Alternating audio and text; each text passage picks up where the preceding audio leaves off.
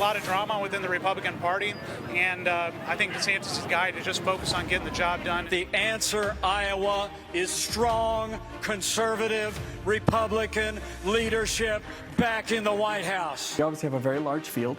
I think the former President Trump is doing much better in the polls than folks thought. Speaker McCarthy's position is absolutely safe. He is going to continue delivering wins for the country. Hello, I'm Caitlin Huey-Burns in Washington. Welcome to America Decides. It's set to be another huge week on the 2024 presidential campaign. Former Vice President Mike Pence is now officially a 2024 presidential candidate. New Hampshire Governor Chris Sununu is out, and two other candidates are set to enter the race in coming days. Pence filed his paperwork with the Federal Election Commission today, declaring his run. He's expected to formally launch his bid on Wednesday in Iowa. And former New Jersey Governor Chris Christie and North Dakota Governor Doug Burgum are also jumping in.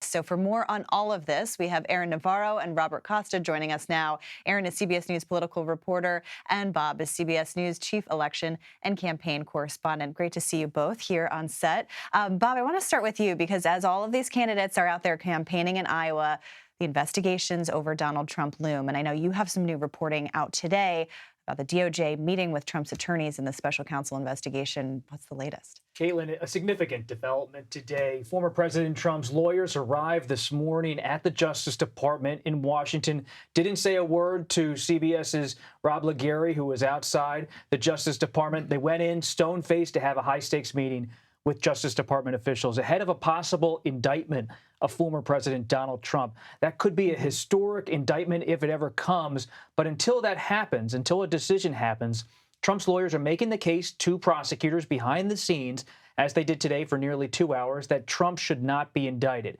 We hear that they are telling the investigators that Trump should not face any sort of charges for obstruction of how he handled these documents held at his Mar-a-Lago home, because they believe he was acting in good faith in talking about his own executive privilege. They also believe the investigators have overstepped when it came to how they dealt with attorney-client privilege during this investigation. But at this point, there's no sign the special counsel is backing off. And so we'll hope to perhaps get an answer sometime soon. But as all that is going on, voters are starting to get another look at some of these other candidates in the race. I know, Aaron, you were out in Iowa for several days, braving the heat and the campaigns there. And I know you're talking to a lot of voters as well. And this is a time of the campaign where they actually get to meet these candidates face to face. I'm curious what you've been hearing. Are they eager to hear from another candidate from Trump, or did you still sense a lot of support for him? There is a mix of curiosity and eagerness for these other candidates, specifically Governor Ron DeSantis, who launched his campaign in Des Moines, in Iowa, this past week. But overall, it was a sense of undecideds. We went to the roast and ride put on by Senator Joni Ernst, and it was great to get a hub of voters that are undecided, that lean a certain way, but aren't 100% committed to a certain candidate. Here's a collage of some of the voters we talked to this Saturday. I like DeSantis. I'm hoping that him and Trump don't get into a real feud, because I'd like to see them work together some. Ideally, I guess I'd like to see Trump get another term and then go to DeSantis. I feel like Trump, from the day he announced, has been persecuted and prosecuted, and he's still got so much done that I find it really hard to sort of jump ship. But the name calling doesn't help. President Trump is I thought was a really great president, but we need somebody that can be in there for 8 years.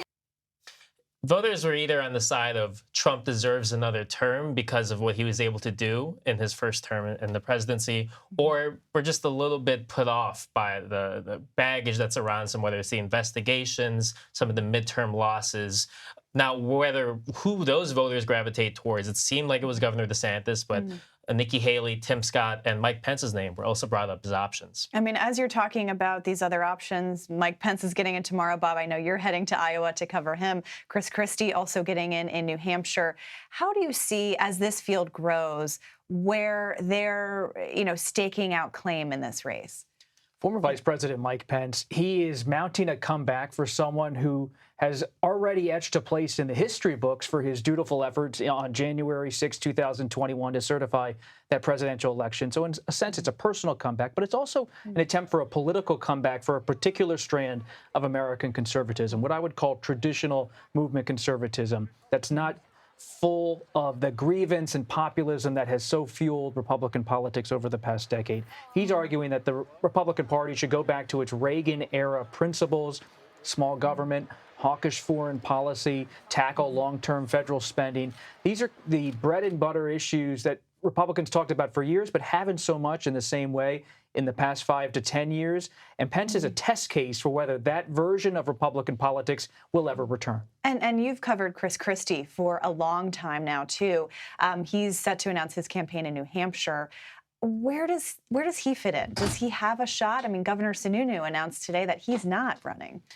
Sununu bowing out of the race could give Christie a real lane in New Hampshire, because if Sununu was in the race, it would be harder for Christie with his town hall style politics, that bit of pugnacious attitude, to generate a lot of traction in a small state like New Hampshire. But now there's a bit of a lane for Christie to come in.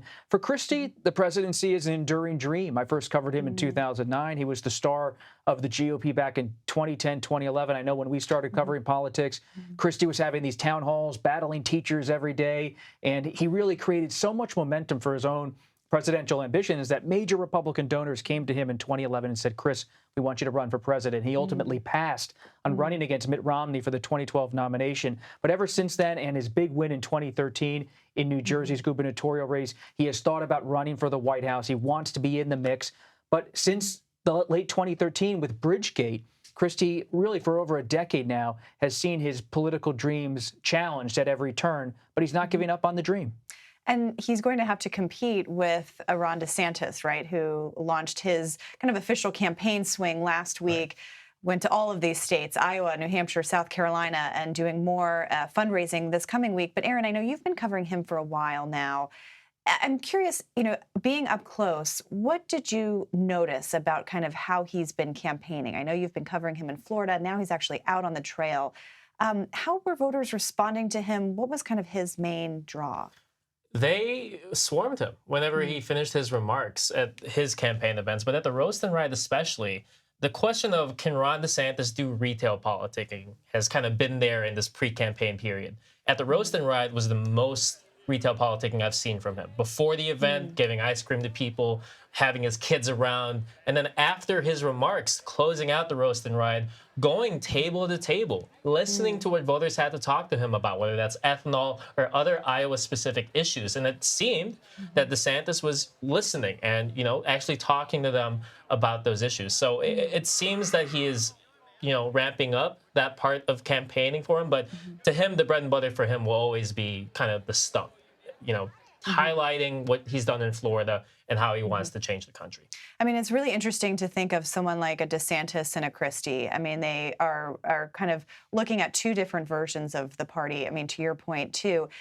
Do you expect, Bob, these candidates to start going after DeSantis in some way? I mean, we've started to see Nikki Haley take some shots at him.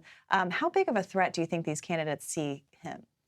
Well, based on my conversations with the rival campaigns to Trump, they're not interested at this moment, early summer, to go after Trump. DeSantis, to me, is the most vulnerable on that first debate stage because they see in DeSantis someone who is going to try to own the Trump alternative pathway in this nomination fight, and they think they need to get through him before they get to Trump. So no one's going to start just slinging political arrows at Trump thinking they can take down the political Goliath. Instead, they're going to try to go incrementally through DeSantis, take him on how he's handled Disney, take him on cultural issues, and argue that they present a better fit for the Republican Party. And they're out there in Iowa shaking hands and even getting on motorcycles if you're Mike Pence, because they believe they can outdo him when it comes to retail politics. DeSantis has had some criticism, or at least some muted observations about his retail political skills, although you might have an up-close view that's a little bit different than some of his critics. That's right. Well, it was interesting. I mean, Iowa, the roast and ride especially. I saw him in New Hampshire when he was going from table to table.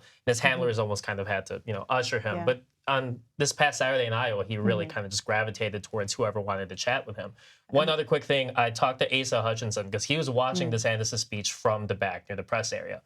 He left about midway through. I followed him out and said, "What'd you think?" And without even, prompting him, he brought up the fight with Disney and criticized it. So showing these candidates are ready to go after the governor. Yeah, and we'll see them on the debate stage, perhaps. We'll see who makes that debate stage in August. New criteria announced over the weekend as well. Bob, Aaron, great to see you. Happy travels on the trail. You too. And Mike Pence, as we mentioned, is one of the several 2024 contenders who have descended on Iowa over the weekend. Next, we'll look at how the former VP stacks up against the competition after that annual roast and ride. You're streaming America Decides. As president, I will be an energetic executive. I will go on offense. I will lean into all the issues that matter. What does it mean to be an American? It means you believe in the rule of law. And I don't have anything to announce today, but I can tell you, when I got time to announce come this Wednesday, I'm announcing in Iowa. Welcome back to America Decides. As you can see, things are heating up in the first-in-the-nation caucus state of Iowa. Several Republican hopefuls made their case to voters there over the weekend in Des Moines, and that's where Senator Joni Ernst held her annual Roast and Ride political rally. Well, to talk more about this, John Cott and Kevin Sheridan join us now. John is a partner at Capitol Counsel and a former senior advisor to Democratic Senators Joe Manchin of West Virginia and Chris Coons of Delaware. And Kevin is founding partner of Protein Public Affairs. He's also a former RNC spokesperson and a former senior advisor to the Romney-Ryan 2012 presidential campaign. Gentlemen, good to see you both. Campaign season is upon us, for better, for worse. We're here. Kevin, I'm curious because you just heard from a lot of Republican candidates over the weekend. We're going to get more jumping into this race this week. Mike Pence, Chris Christie. How do you see, I'm so fascinated by kind of where people see how they fit in. And it seems like Pence and Christie are talking about a Republican Party that, doesn't necessarily exist anymore. But I'm curious kind of how you see them fitting in. Yeah, it's the zombie Reaganism that they disparagingly, newer type Republicans call it. No, but it remains to be seen. Look, Reagan was a very popular president who's his agenda still lives on in the party. And I see a Mike Pence going to Iowa and making that case. He's going to make the case for the evangelicals, obviously. I think he'll just basically live in Iowa. We'll see if he can catch on with that, sector of the party, and he can gain some momentum there. Chris Christie's going to go to New Hampshire. I think just camp out there, try to get some momentum going there. Use earned media. Obviously, he's a favorite of the media. He's going to make some big, bold attacks on Donald Trump, we think, maybe Ron DeSantis and others. But so everybody's got to kind of, going to play their own game. Those are the two newest entrants, and then we might get more. But we saw Sununu's now getting out, so the field is settling in, and I think we're probably going to get to 11 or 12 or whatever it ends up being. Yeah, and we'll see kind of how the debates start to shape that too. I'm curious, John, from where you sit on the Democratic side, how Democrats are looking at this field. Obviously, they know Donald Trump has been leading, but Ron DeSantis also has been, making this play as the alternative. Are Democrats kind of painting everyone the same? Anyone they're particularly concerned about, or are they kind of planning to run against Trump? Oh, we're loving this. The more people that get in, the better. Like, the infighting with Republicans is great for President Biden. He can stay out of that fray. He can stay above the politics of it. But I think the problem that Republicans have is anybody who wins that primary, and I think Donald Trump is almost a runaway favorite. Anybody who wins is going to have to be so MAGA to win his voters that it doesn't really matter who it is. They're going to be Trump light. And I think come a general election, they're going to have to run on all of his grievances, all of his shouting conspiracy theories that they're going to have to agree with at some point to get those voters. And I think it's really going to hurt a lot of the more mainstream candidates like a Tim Scott or Mike Pence or Chris Christie. If they want to appeal to those voters, they're going to have to do things that I don't think they're comfortable with. It's interesting because as you're talking, I'm thinking about when a bunch of Democrats were running last time, the premium seemed to be picking a candidate who could defeat Donald Trump. And I'm curious how Republicans are prioritizing, if at all, this idea of electability? I mean, we've started to hear DeSantis talk about the ways in which, they need someone who can win. But Kevin, is this something that Republicans are thinking about? I mean, to Jonathan's point, are they trying to, is there any sense of urgency of preventing someone from getting this nomination, especially Two-thirds of Trump? the party would be open to moving beyond Trump.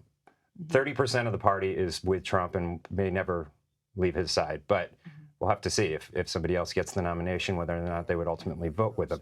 But no, it's going to be a really tough thing. I don't think they have to embrace all of his grievances. I haven't heard anybody embracing the 2020, conspiracies in any meaningful way. This group, I think they have to find a way to talk about these issues that, say we're going to embrace, all of the voter turnout models that worked for Democrats, ballot harvesting and everything else that you said didn't work. And hurt us in 2020 and hurt us in 2022 with your candidate recruitment and telling them not to go to the polls. Yeah. Now they can make that case, and they already are. And look, electability is a strong argument, but you've got to have a vision, an agenda, positive, optimistic, forward-looking, and you've got to have them both. Yeah, and you have to get through a primary first before you can start to think about the general. I have to ask you about your former boss, Joe Manchin, because as we know, he likes to talk a lot. He's out there, but also you've been kind of the whisperer for him. I want to play a little bit of sound when he appeared on Face the Nation over the weekend. And I want you to come back to talk to us when you make a decision about whether you're running for re-election or that other option you said last time you're leaving open, possibly a presidential. Everything's open. Everything's on the table. Nothing off the table.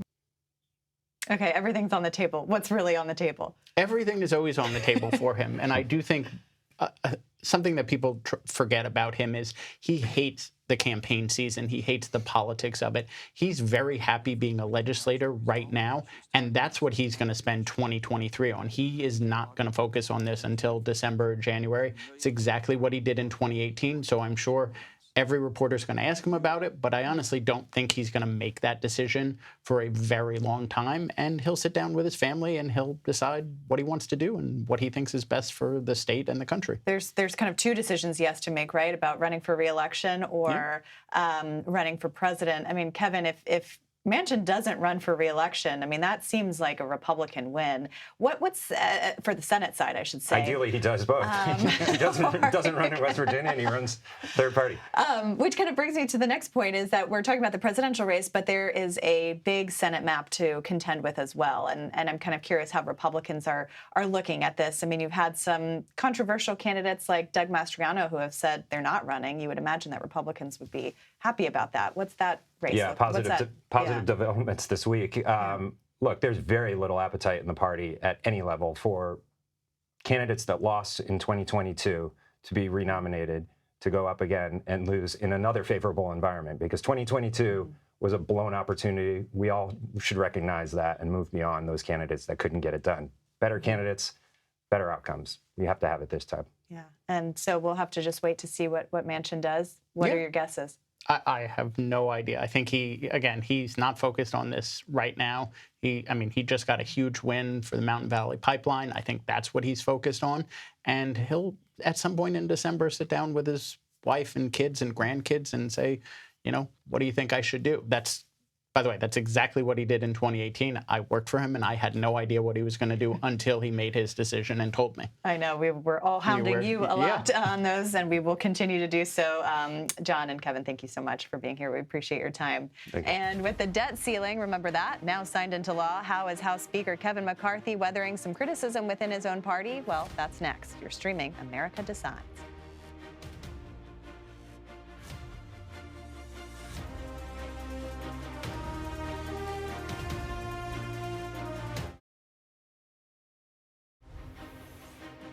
Welcome back to America Decides. With President Biden signing the debt ceiling bill over the weekend, some House Republicans who did not vote for it have voiced their discontent with Speaker Kevin McCarthy and the future of his role. Appearing on Face the Nation Sunday, however, Louisiana Republican Congressman Garrett Graves, a key negotiator in those debt ceiling negotiations, said that he thinks McCarthy won't have any issue holding on to the gavel.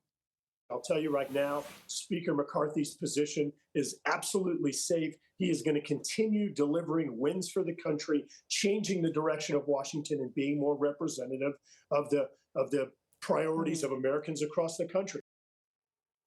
And CBS News congressional correspondent Nicole Killian joins us now from Capitol Hill, where, Nicole, I feel like you have lived there over the past couple of weeks. I hope you did manage to get some sleep over the weekend. Amazing, amazing work covering all of this. So we heard from Garrett Graves there, but what are some other Republicans, especially in the House Freedom Caucus, saying about the speaker? Is there a real threat to his speakership? Well, I would note I've heard from other McCarthy allies who've kind of echoed what Congressman Graves said there and don't really feel that the Speaker's job is in any danger. That being said, in terms of many members of the House Freedom Caucus, for now they seem to be holding their fire.